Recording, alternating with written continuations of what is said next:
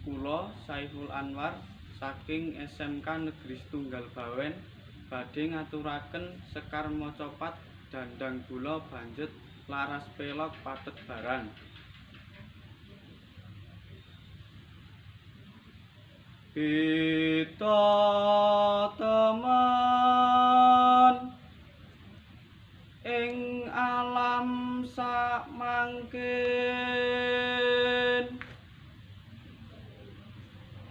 apa iku kemajuan zaman,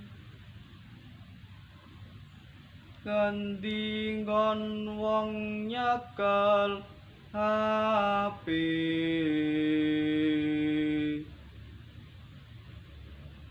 tanpa bersapa aruh, nadyan lungguh amor sumanding,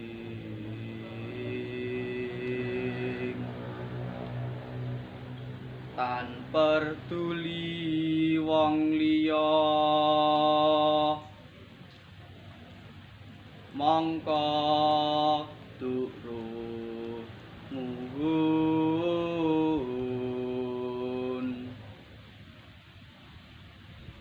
lamun cecer jejagongan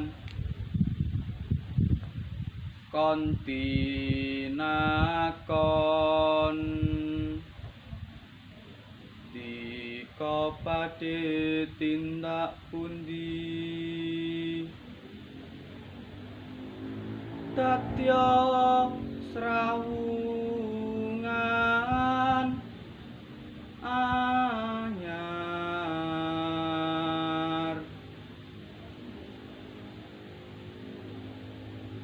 megatruh malatsih laras pelog pathet 6. Maca patan kajaba dadi panglipur,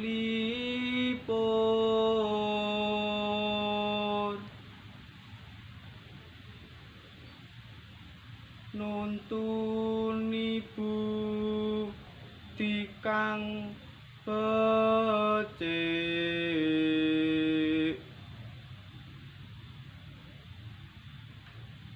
marang bebrayan saha darum,